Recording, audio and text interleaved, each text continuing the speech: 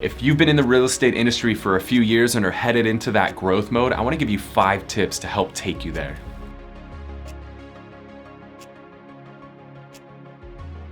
Hey guys, it's Kyle Whissel with eXp Realty. In this video, I want to give you my top 5 tips for those of you that are in growth mode. When I say growth mode, I'm talking about those of you that have been in the industry 2-3 years, you're growing, you're looking to get to that next level. Maybe you started out on a team and you're ready to go off on your own, maybe even build your own team.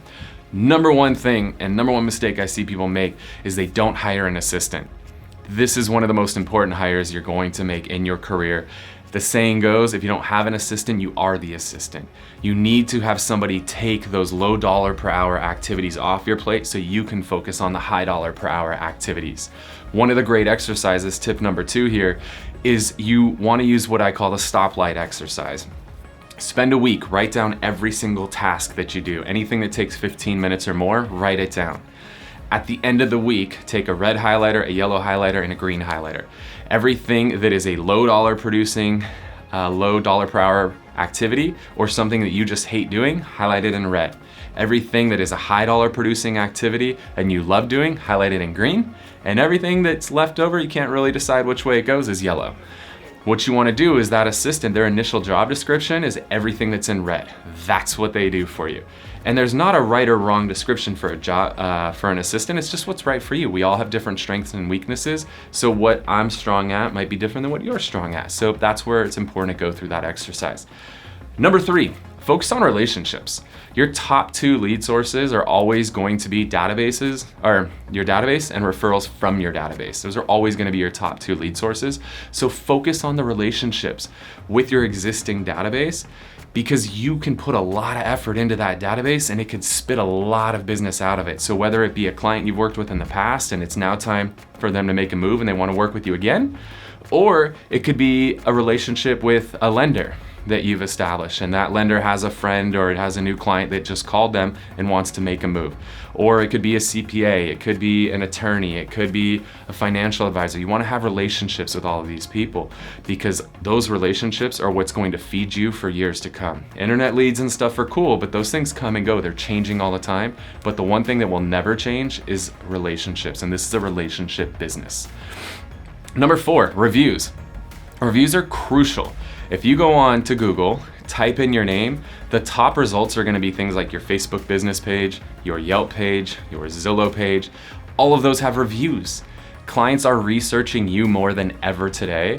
If they research you and they don't find you, that's really scary.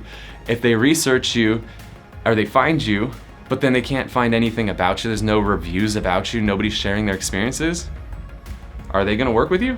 I don't know about you, but if I go on Amazon, I find a product, there's no reviews, I'm not buying it. I don't even take a second to look at the reviews if there's 2. If there's only 2 reviews, I'm probably not buying that product. So you need to make sure you're getting reviews from all of the clients that you work with, which ties back into one of my earlier points, is treating every client like they're your only client. Super important so that you can get those reviews. So now when somebody's researching you, they have confidence in you because they found you and they found this beautiful page with hundreds of reviews, hopefully over the course of your career. Number 5, and this is for those in growth mode, is build your brand.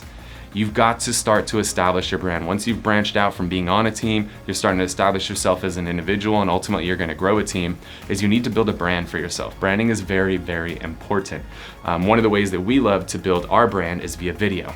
You're watching a video right now. This is one of the ways that we're building our brand. What are you going to do to build your brand? We love the strategy of being the media mayor in our community, where we go out there and we interview all the local businesses within our community. We interview the historical society and tell stories about those cool pictures that they have on the wall. All of those things are getting us in front of our target audience on a consistent basis with content they actually care about.